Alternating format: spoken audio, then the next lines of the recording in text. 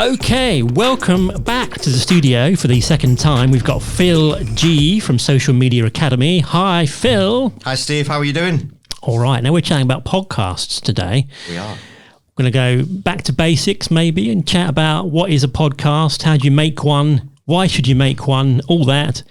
And then we're going to probably get some of your wisdom too, hopefully, as well. On your wisdom well, too, all so. wisdoms, yes. I think you've got more wisdom with podcasts than I have anyway. I don't know. Okay, podcasting. What is a podcast? Yeah, I think that's all getting a bit vague. But originally, I think a podcast was something that was an audio file, an audio recording that you could subscribe to. Okay. There's a thing called an RSS feed, which is a bit technical, but it's a way of letting you know that your latest episode is now available to download. Notification. Yeah.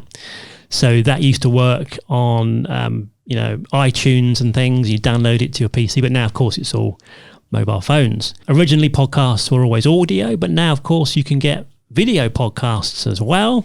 Yeah. It's getting a bit vague because people call them podcasts and they upload them onto YouTube. Perhaps they're not officially following the original description of what a podcast is, which has an RSS feed and you can download it, but hey, who cares? It's a podcast. But I suppose YouTube, people subscribe. Yeah. It's the same thing, isn't Exactly. it, really? Yeah.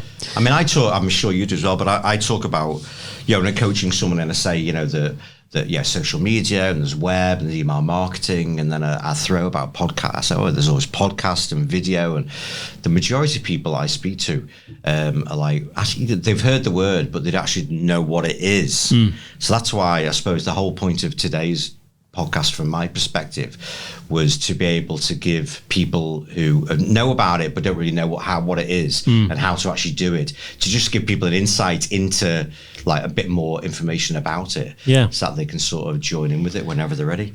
An easy way to get an example podcast is to go to the BBC website, BBC Sounds perhaps. A lot of the BBC radio programmes are available to download as podcasts, Radio 4 particularly.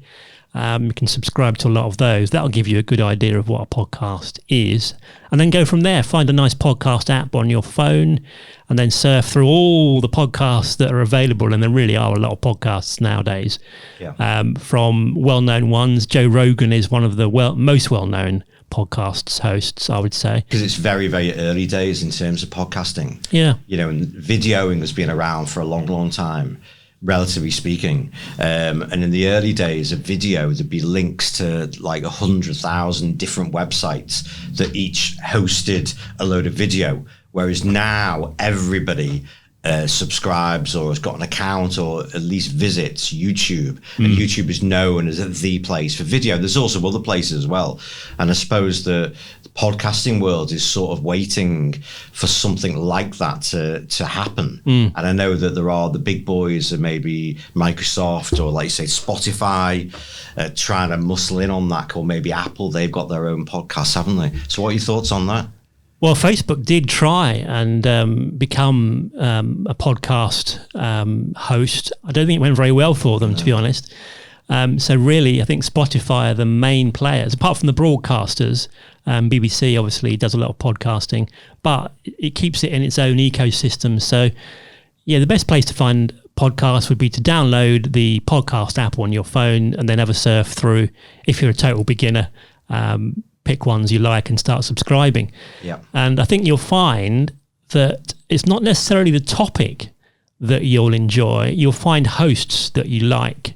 And that's the thing with podcasts, I think. You find an affable podcast host, and that can be any topic. You just go for a walk or go for a run and like listening to that host. Yeah.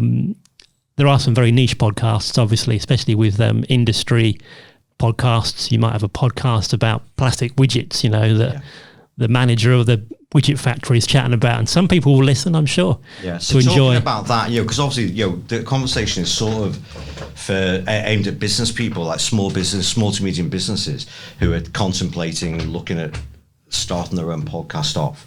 So, I think a lot of people I speak to, maybe it's a bit of imposter syndrome. They think, well, why would anybody want to listen to my podcast? Yeah. And I think that's a key thing, really, is for people to to look at their business and have a look and think what people may want to listen to.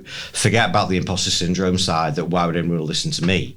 And think about what would they be interested in listening to the actual content of what they're doing. I know we've discussed about, I've got my own podcast, but I decided, rather than me just chuttering on for an hour about what I think about things, would be to interview, a bit like we're doing here. It's a two-side conversation.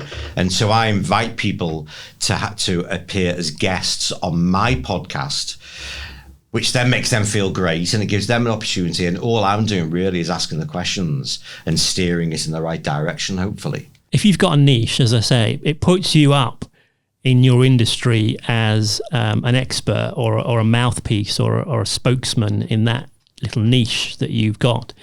And maybe you're not the best public speaker, but most people can come on and just talk, and then maybe bring some guests on in your industry, have a chat. Or perhaps if you're a part of a networking group or the Chamber of Commerce, maybe you invite other people from other businesses onto your podcast, because a lot of people would like to hear, the opinions of local people. Whatever your niche, there are some really tightly niched podcasts that people will listen to and get advice from.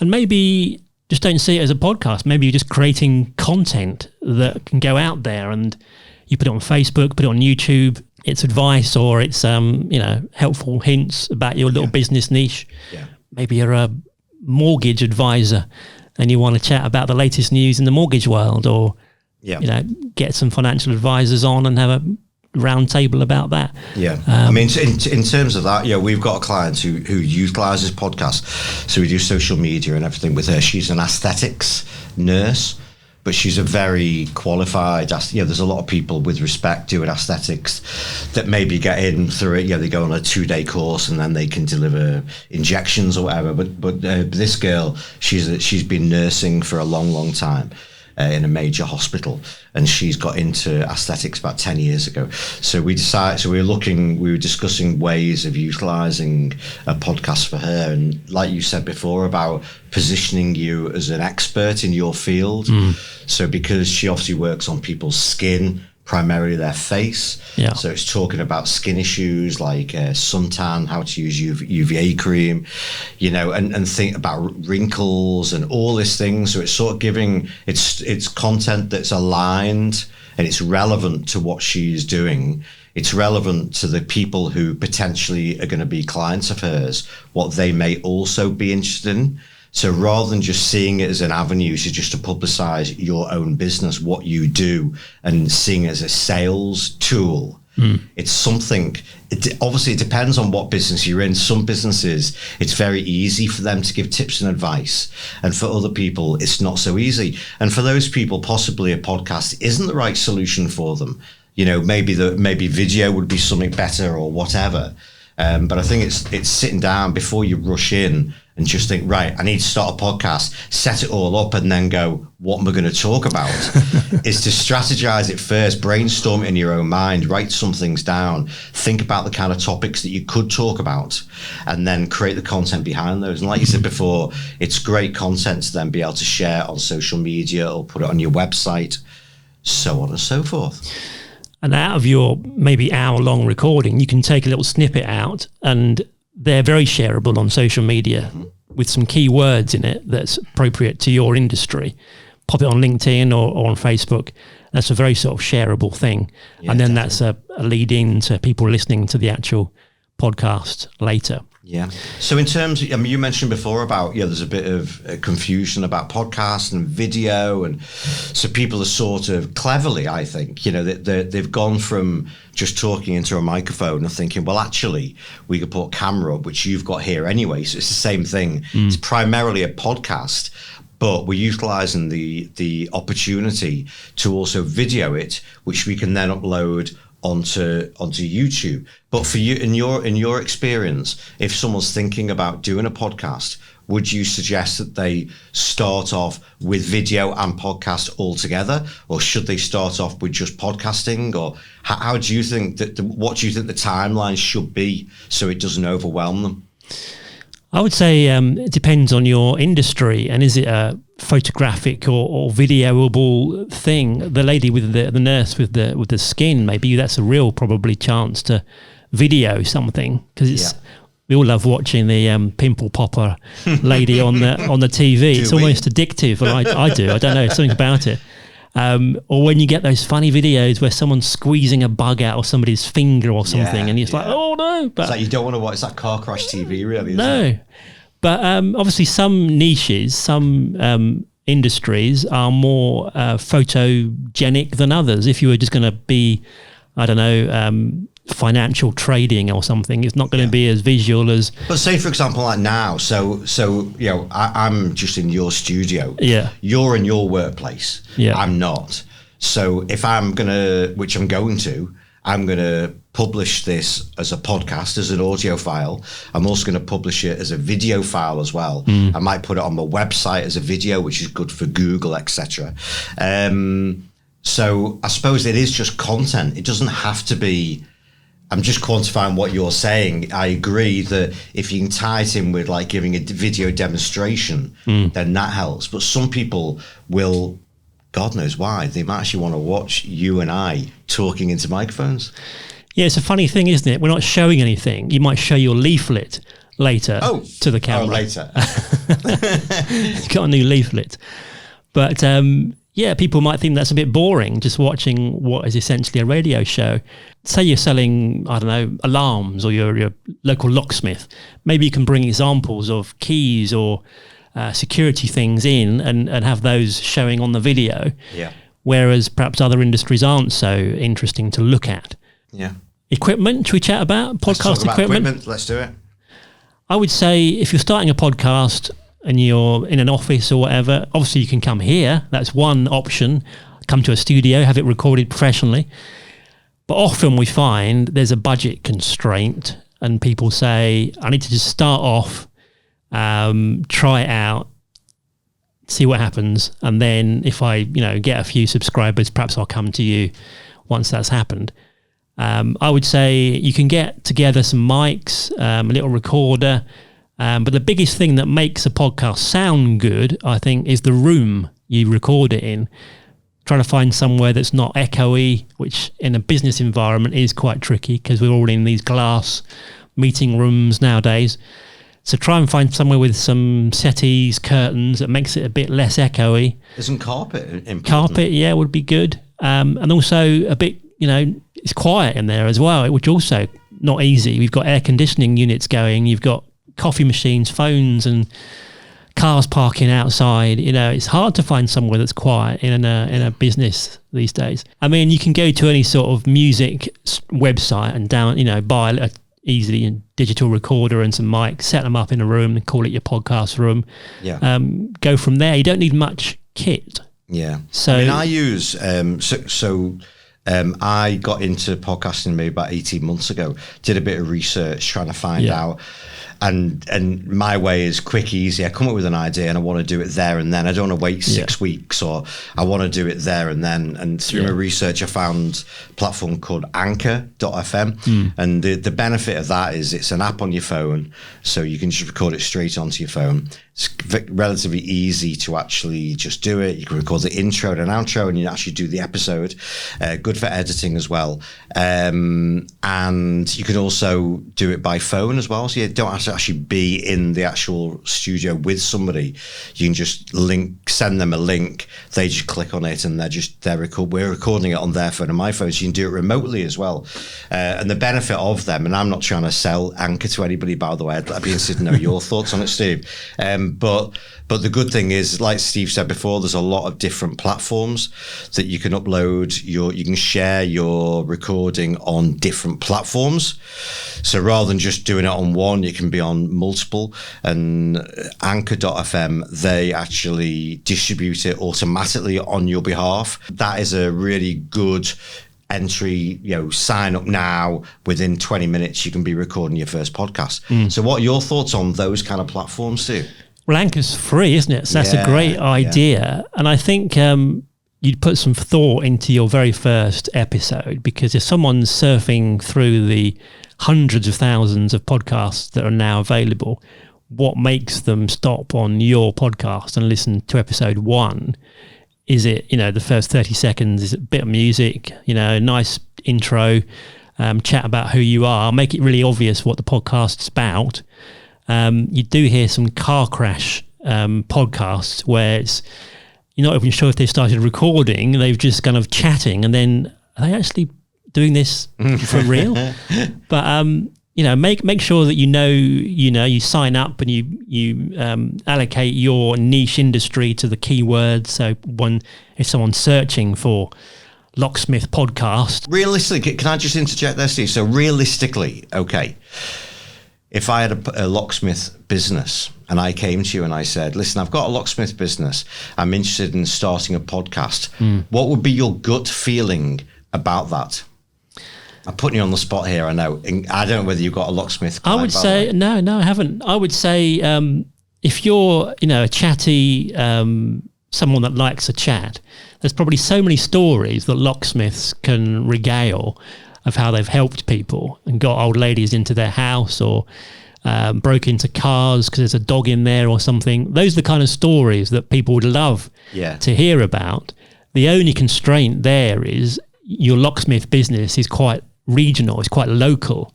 So is it going to be of use to you to launch a worldwide podcast when you're only going to be taking local customers, unless you're a chain of locksmiths and you wanted to be the MD, for example, wants to come on and make a podcast?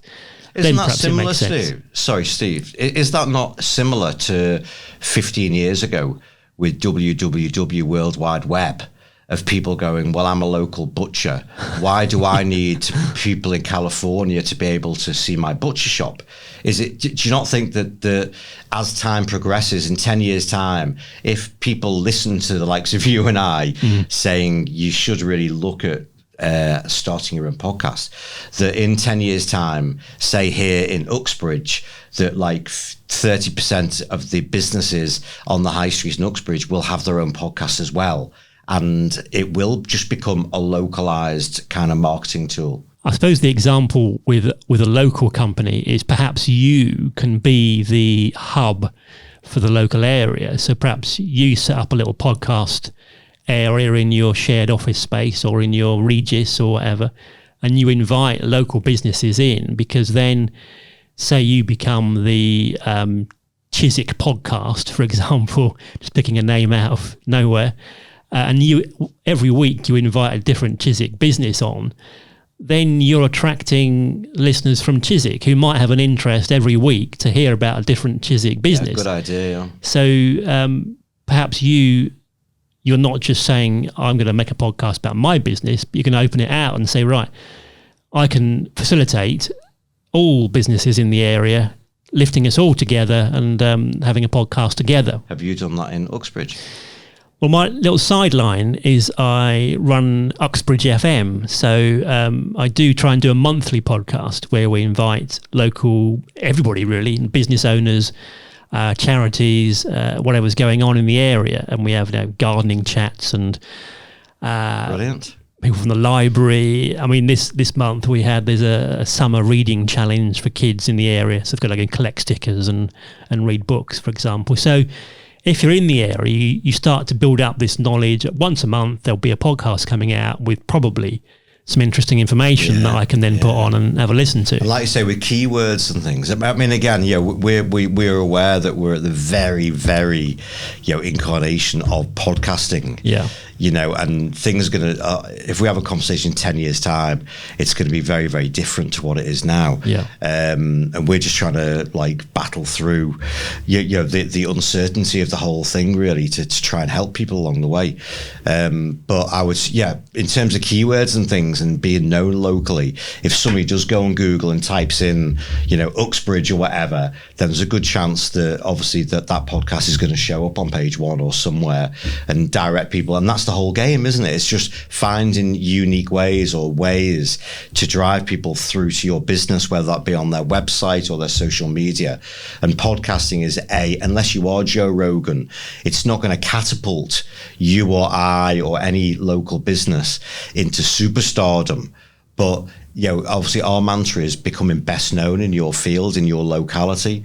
And if you're a butcher in Uxbridge and there's 4 other butchers and none of them have got a podcast, but you have, then anybody who's in the podcast world, there's an opportunity that they're going to find your business. And why wouldn't that then alert them and make them come to you to buy their mints on Friday or whatever, rather than going to one of the competitors? So that really is just, in my mind, it's another strand to your marketing that your competitors haven't got into at the moment. And I think perhaps it's an idea we see so many now, these shared office spaces, be it Regis or WeWork, whatever ever happened to them, that it might be an idea for them to say, look, we're going to cordon off a little bit of a space in the Regis and just create a little podcast corner, and then local businesses can come in and use it. Or even the library would be a good chance for the library to have a little, because libraries are quite quiet, hopefully, anyway. Again, it wouldn't cost too much to set up a little podcast booth. Good idea. People can come in and rent out. In terms of this space here, because obviously, so I've recorded multiple podcasts, and they've been on a phone, or I put my mobile phone in the middle of us, or however it is, and just the difference. I think even just the way I'm speaking, because I feel as though it's real, and because I've got my headphones on, I can hear your voice and my voice on there, and it gets rid of all the background noise as well. And then I've got a proper meaty microphone in front of me, so it's sort of like it's made me step up maybe in the way that I'm speaking, and I'm more aware of how eloquent I am, so on and so forth, if I am eloquent, obviously.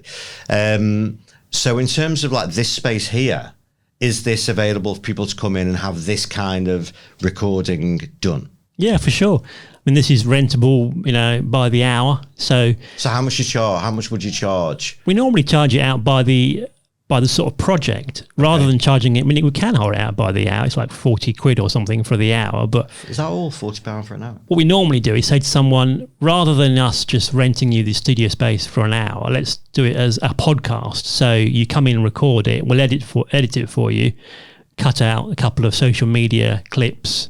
So you've got a nice package there, rather than just seeing us as an hourly space. Wow, that's brilliant. Another trick for podcasts is it's great if you can batch them. So while your mind's in podcast zone and you're not thinking about all the other things your business needs to do, come to us for say half a day, and if you can get 2 or 3 guests to come along at the same time, just do it all in the one do it all sitting. in the one, like they record quiz shows that way, 3 or 4 quiz shows in a day. Just bring a change of clothing so it looks like you do. People do, people do. And then you can go home safe in the knowledge, right, over the next few months, I know I've got a podcast that I can release as a sort of, as long as it's not topical, you can release it over the next 3 or 4 months. And that helps us because we can then edit it as a batch. We're not thinking, right, what logo do they need again? What graphics, what fonts? We can do it as a 4 or 5 podcast batch and maybe give you a nice cheap rate as a fantastic on that.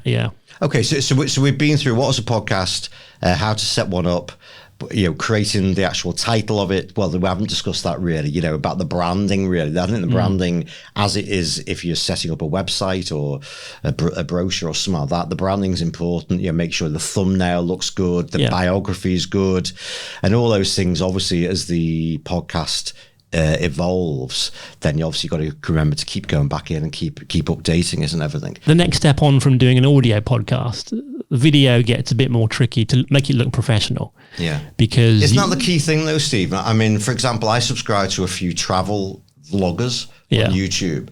And there was one of them, I think they just hit 10 million subscribers a couple of days ago. And it's a young couple, they travel the world. That sounds perfect. It is, it's amazing. But their last video they did, it's like a collaboration of all their videos. So they went back from their first video to now, which is taken about 4 years to get from there to there. And also their first video, like for most people, they've got no subscribers. They probably think no no one's going to watch it or listen to it. And then when you fast forward 4 years and they've actually got a production crew with them, they travel, they've got a video guy, they've got a lighting engineer probably, because these guys are making a lot of money from it now. Whereas at the beginning, it was just like a bit of fun, really, And I think that's the thing, and I'm guilty of it myself, is sort of comparing myself to the professionals and feeling as though I'm creating substandard content, like basically overthinking. And that stops so many people, especially on social media with video. We've got TikTok and we've got Reels now, and they're watching these videos that maybe the people whose account it is, they've maybe spent like a day or two recording, editing it and uploading it. And we're all trying to do something on the fly in 30 seconds. And then we look and we compare it to what they're doing. And it's like, it's crap, let's throw it in the bin. Oh my God, I'm rubbish, I can't do it. And then we shelve the whole project. And I think that it's really being realistic, is that your customers don't really expect you to be that. I think a lot of them will just applaud you for actually trying something new. And say you're an estate agent and you're just showing people around a property using your phone. If that gets the message across and you show the inside of the house and the outside, that's great to me. It doesn't have to be music and voiceover and professionally produced. But what we don't realize, of course, is how, as you say, how much time these high-end YouTubers and travel consultants, writers spend in the background, post-production and making it all look nice and preparation beforehand. That's their business. That's their entire life. But say, for example, so on a technical level from what you offer, okay, so say, for example, we're doing this now, okay? Now, so from us doing this, what then happens? So I walk out of here, I'm a client of yours, I've just done a podcast with you, and I go. Now, obviously, we did this about 3-4 months ago or something. And then a few days later, I get an email, and in there's like downloadable files, and there's like bite-sized little episodes that you described before, like for 30 seconds, one of which I put on the front page of my website, socialmediaacademy.uk. I think it's on that one, and obviously then I could share those on social media. So how time consuming is that process for you to do? I mean, you're a professional, so obviously for me to do it, or somebody listening who's never got no experience, it'd be wrong for us to expect that we could do it in the speed that you do it. But you as the professional, how long, say this is a 20-minute long podcast, how long would you expect then to spend on editing that before you're happy for it to be published? I mean, different people have different quality levels.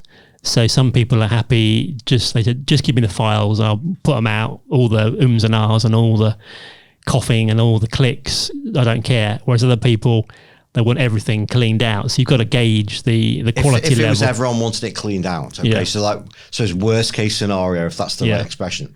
Then you've got the difference between an audio-only podcast and a video podcast. Obviously, an audio-only podcast is much easier to edit, because you're not having to look at the different angles, the camera angles, and choose which is the best angle, or can we cut it there or whatever. So in general, an audio podcast, say it's 20 minutes of recording, takes about 3 times that to edit. So it might take over an hour to edit an audio podcast. With a video podcast, it's often a lot longer. So it might take, say, 20 minutes. You could spend half a day editing a video podcast, adding the graphics, adding subtitles, getting all the camera angles correct. So how many cameras have we got on here, by the way? We've got 3 cameras. There's one on me, one on you, and there's a wide shot as well.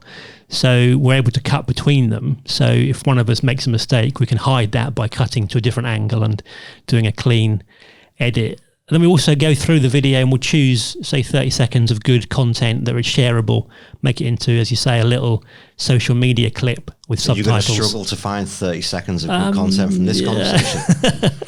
Some good keywords, that's what you need, where we're chatting about video and audio and podcasts, and your new leaflet, of course. I wonder if we're going to talk about my new leaflet. Crowbar that in there. Do you want to talk about my new leaflet? Well, apparently you've got some new leaflets printed. I have. It's a brochure. if you don't mind, Steve, rather than a leaflet. No, it's not. It's a anyway. I mean, the only reason I'm mentioning this is because obviously podcasting is part of the marketing world. You know, we were discussing before about the different ways, and I think the challenge that I have when I'm speaking to people is everyone's like so obsessed with social media, and social media is amazing. Obviously, it's my business is social media, so it'd be wrong for me to criticize it.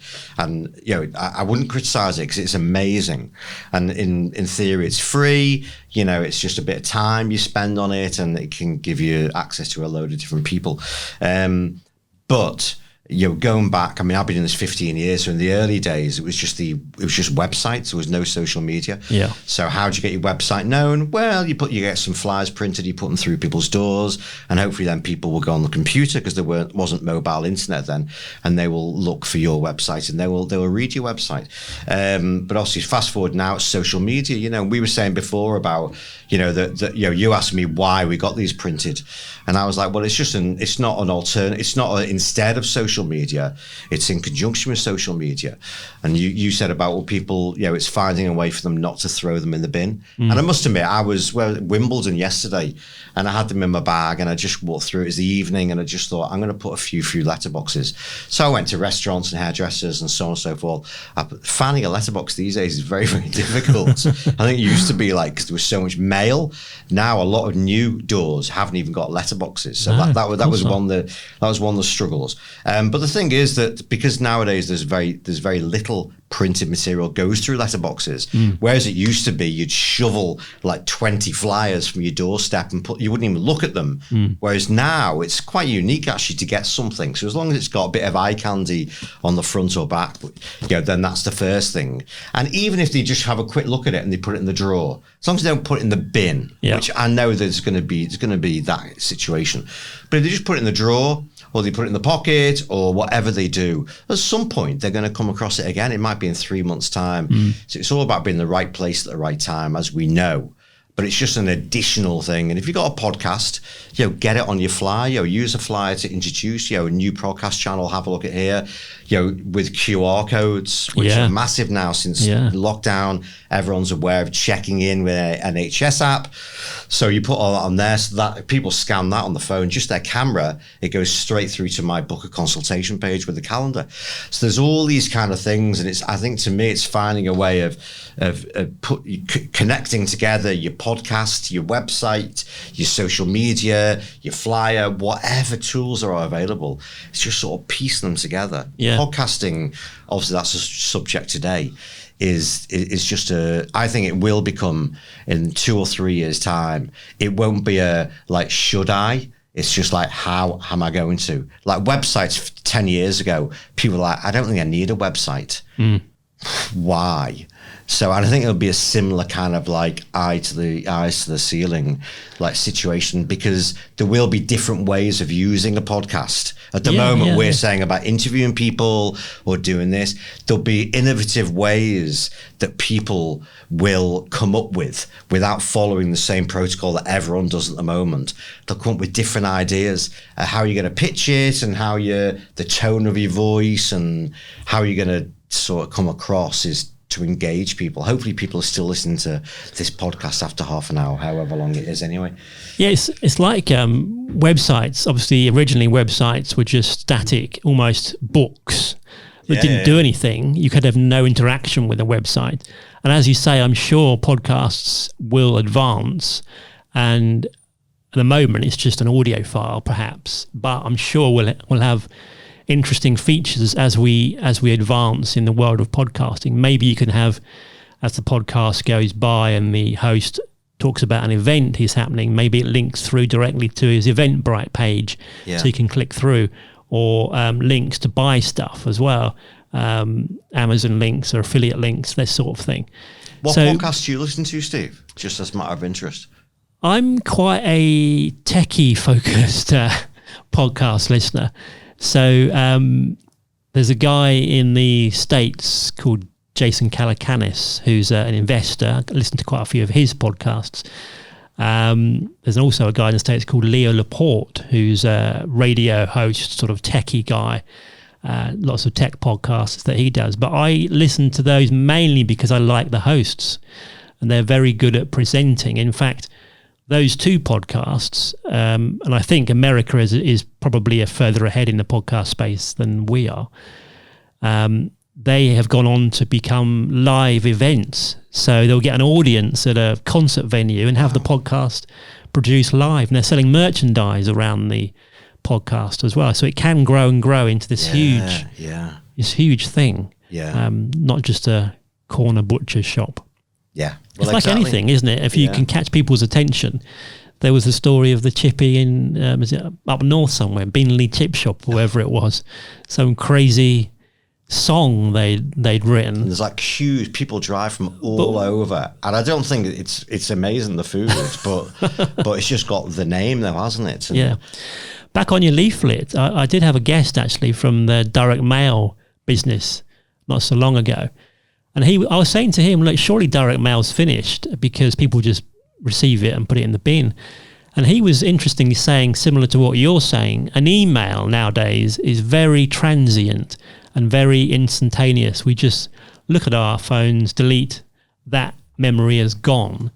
Whereas he's saying they're seeing response rates of 2-3% on a piece of direct mail, especially in lockdown, because it stays in the house and multiple people might see that piece of direct mail in the house. So whereas an email goes to one person, a bit of direct mail might be seen by many people. Yeah, definitely. And it tends not to be thrown away straight away. So it might sit on your table or whatever.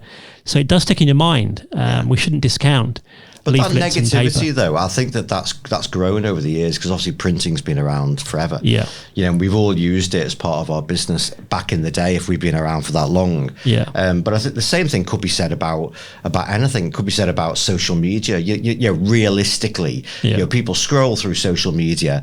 You know, are they going to stop on your post, read it, click on the link, phone up your business, and buy your products or service? It does happen. Obviously, it does happen. But what the percentage is, you know, it's probably minute. So whereas I just think all these things, you can be positive and negative about all of them. And the proof's in the pudding, so to speak, anyway. Yeah. And I mean, I got 500 delivered. I've posted about 100 of them. And as yet, I've had no phone calls. I'm not like thinking, oh my God, it's been rubbish or whatever. I'll give 500 out. My expectations are I'm not going to get any phone calls. Not because it's a rubbish booklet, but just because that's just the way I view it. But at some point, somebody will. And there was actually, we had another brochure that we had designed about 3 years ago. And I delivered that. I used to use it at networking events. So rather than just give a business card that people do put in the back pocket or whatever, this was something a little bit different. Yeah, I saw people that left it on the table on the way out or whatever. But genuinely, I met this guy at a networking event maybe 3.5, 4 years ago. And he called me about 2 weeks ago, went to see him, and he had the brochure on the table. There was him and 3 other people in his business. And I was like, oh my God, have you kept that booklet for 4 years? Genuinely, he had. Wow. He kept it there on his tray or whatever, and he brought it to the meeting. So, you know, that then gave me the impetus really to go and get the latest one done, because it just means so. It's all part of the marketing mix to become best known.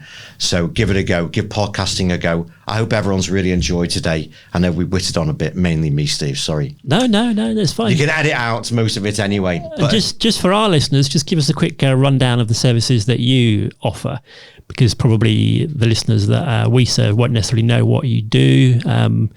There's your academy. Yeah, so we're Social Media Academy, the brand Social Media Academy. So we've got 2 areas of the business, one of which we manage social media. So people have got no time or inclination to actually do their own marketing. We do all their marketing, web, social, email marketing, podcasting, videoing. We'll help them through the whole thing. Yeah. Then there's other businesses where they actually would like to get involved in their own marketing, but they just don't know where to start. So I do one-to-one coaching, bite-sized, little lessons, not overwhelming, at their pace, according to their business and their sector, and it's to get them from, like we call it, from, it's a bit cheesy, from hero to zero within 8 weeks. Yeah. So that's it. So we could do coaching, or we do management, and socialmediaacademy.uk. All the information's on there, or follow me on social media at Online Guru UK. Excellent. Across all the platforms. And our website is londonmedialounge.co.uk, where you can find out. Social media. Yeah, social media. We have all the usual socials. London Media Lounge. Check them out.